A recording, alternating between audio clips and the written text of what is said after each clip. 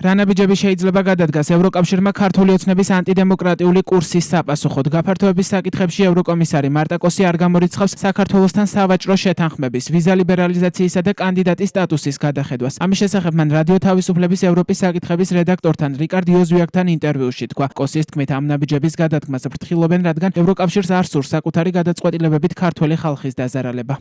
There are many possibilities. ბევრი შესაძლებლობაა, მაგრამ ფრთხილობთ ამ სიტუაციაში. შეიძლება ვთქვათ, უკან წავიღოთ ვიზა ლიბერალიზაცია, მაგრამ დავაზიანებთ მოსახლეობის უმრავლესობას. შემდეგ გვაქვს ღრმა და ყოვლისმომცველი თავისუფალი სავაჭრო სივრცის შესახებ შეთანხმება. შეიძლება ამ შეთანხმებას გადავხედოთ. ასევე საქართველოს კვლავ აქვს კანდიდატის სტატუსი. შეიძლება ეს გავყინოთ. ისეთი ჩიხი შევქმნათ, როგორიც თურქეთთან. ეს არის შესაძლებლობები. არ მომწონს, როდესაც მთავრობა ხალხს არ ითვალისწინებს. ხალხის დიდი სურვილი ევროპული გზით სიარულია. ამიტომ ჩვენ ამაზე კვლავ ვიმუშავებთ. ვერ შევეგუები იმ ფაქტს, რომ საქართველო დავკარგეთ. მაშინაც კი თუ მთავრობა ერთი მეორის მიყოლებით იღებს კანონებს, რომლებიც აშკარად ეწინააღმდეგება ევროპულ ღირებულებებს.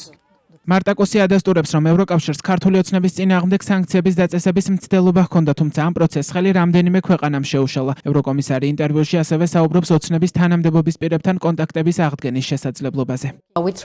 ცადეთ დაგვეწესებინა სანქციები, მაგრამ ამის შესაძლებლობა არ ყოფილა. წევრ ქვეყნებს შორის არ არის ერთსულოვნება. დიახ, ჩვენ ვცადეთ ეს, მაგრამ არიან ცალკეული წევრი ქვეყნები, რომელთაც შემოიღეს ინდივიდუალური სანქციები. ფიქრობ, ყველაზე მარტივი გზა არ ვესაუბროთ მათ, მაგრამ რომ ესაუბროთ, უნდა იცოდეთ, რისი შეთავაზება შეგიძლიათ და მეორე მხარე რაზეა წამსვლელი. ასე რომ ახლა იმის განხილვაში ვართ, როგორ შეიძლება ეს გავაკეთოთ. ეს დიალოგი ვაწარმოოთ იმ აზრით, რომ საქართველო ევროპულ გზაზე დავაბრუნოთ.